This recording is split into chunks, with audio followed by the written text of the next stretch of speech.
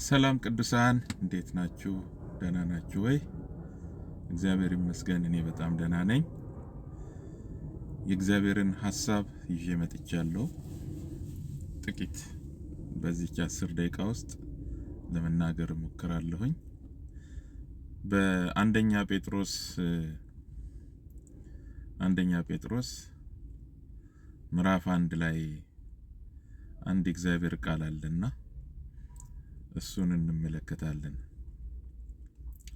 ቁጥር 14ን ሄጄ ላንብበው። ቁጥር 14 ላይ እንደሚታዘዙ ልጆች ባለማወቃችሁ አስቀድሞ የኖራችሁበትን ምኞት አትከተሉ ይላል።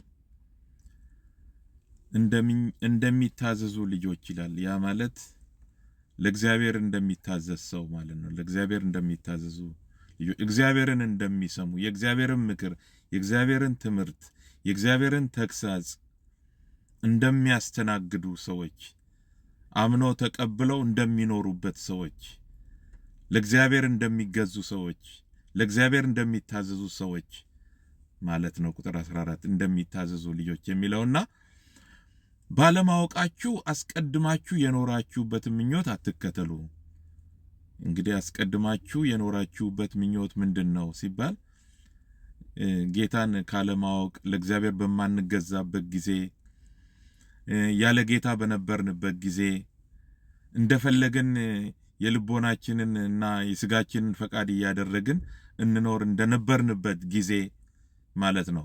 ማንኛውም ሰው እንደሚኖረው አይነት ኑሮ እንኖር እንደነበር ነው ማለት ነው። እሱም የራስ መንገድ፣ የጨለማ መንገድ፣ የኃጢአት መንገድ ማለት ነው። እግዚአብሔር የማይወደው የሚጠላው መንገድ ማለት ነው። ኃጢአት ነው ክርስቶስን እንዲሰዋ ያደረገውና የጌታንን ካልን በኋላ ደግሞ ተመልሰን እንደዛ አይነት በዛ ኑሮ አንመላለስ፣ ያንን መንገድ አንከተል እያልን ነው የሚናገረው ማለት ነው። እና ይሄንን ሲያያይዘው ከምን ጋራ ነው የሚያያይዘው? ዳሩ ግን ይላል እኔ ቅዱስ ነኝና ቅዱሳን ሁኑ ተብሎ ስለተጻፈ ይላል። ይሄ የእግዚአብሔር ሐሳብ ነው። በቃ እሱ ቅዱስ ስለሆነ የሱ ልጆች ነን የምንል፣ ወደ እርሱ ተጠግተናል፣ መተናል፣ አምነንበታል፣ እንከተለዋለን የምንል ሰዎች እግዚአብሔር እኔ ቅዱስ ነኝና ነው የሚለው። ቅዱሳን ሁኑ የሚል ሐሳብ አለው። ይሄ በብሉይ ኪዳን ዘመን የተጻፈ ነው። እኔ ቅዱስ ነኝና ቅዱሳን ሁኑ ተብሎ ስለተጻፈ ይላል። ለምንድን ነው ይባል? የጠራችሁ ቅዱስ እንደሆነ ይላል። የጠራችሁ ቅዱስ እንደሆነ እናንተ ደግሞ በኑሯችሁ ሁሉ ቅዱሳን ሁኑ። ይኸውላችሁ እግዚአብሔርን በኑሮ ሁሉ ቅዱስ ነው፣ በኑሮ ምናምን የምንለው አምላክ አይደለም።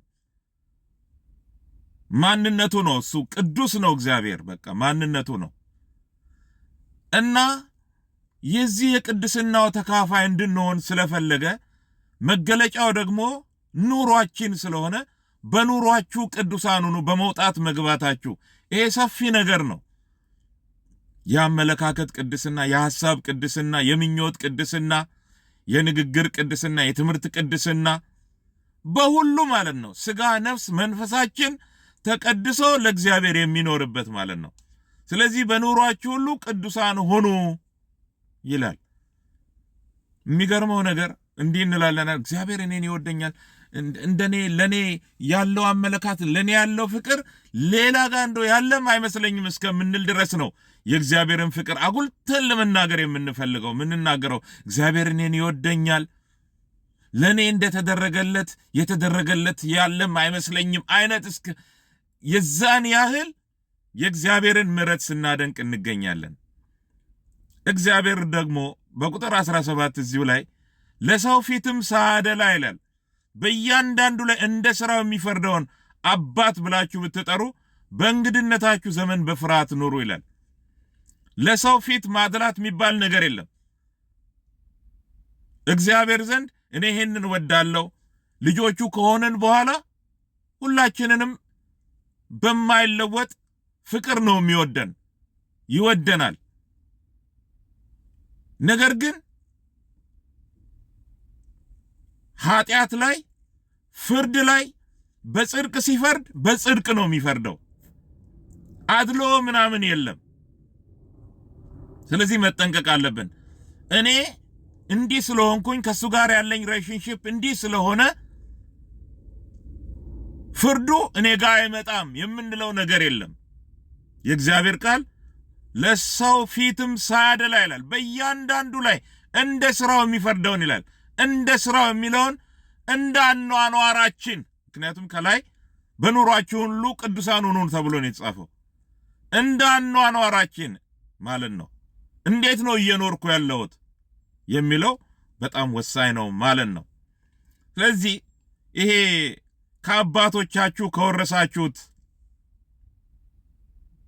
ከከንቱ ኑሯችሁ በሚያልፍ ነገር በብር ወይም በወርቅ ሳይሆን፣ ይሄ ወርቅና ብር፣ ይሄ ወርቅ አለ፣ ብር የሚለው ሲልቨር ማለት ነው።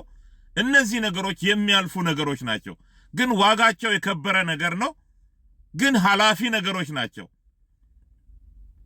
ስለነዚህ ዋጋ እናውቃለን፣ ውድ ኤሌመንቶች ናቸው።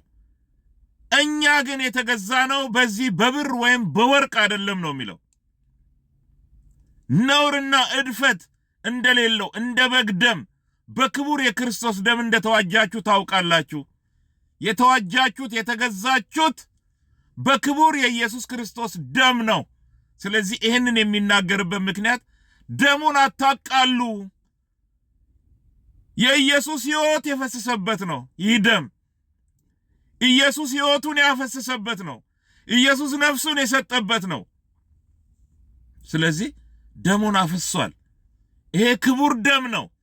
ይሄ ደም እንደ ማንኛውም ሰው ደም አይደለም። የተለየ ደም ነው። ይሄ ደም የኢየሱስ ክርስቶስ ደም የተለየ ደም ነው።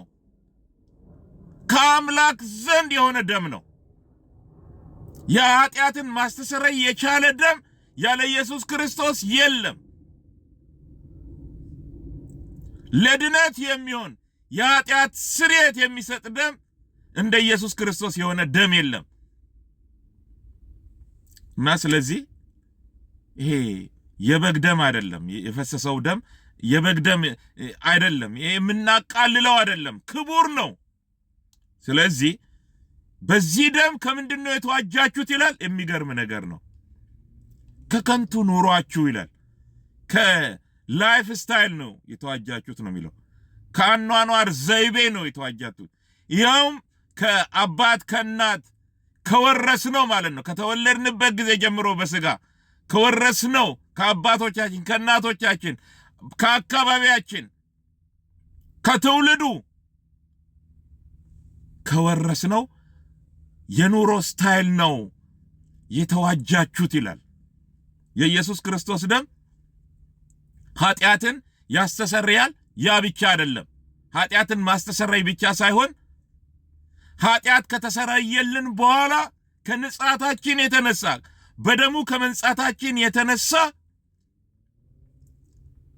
እኛን ይህንን የነጻውን ማንነታችንን የማይመጥን ቆሻሻ ነገርን ልንጠየፍ ላንነካ ራሳችንን ላናሳድፍ የዚህን ያህል ነው የነጻንበት ማለት ነው።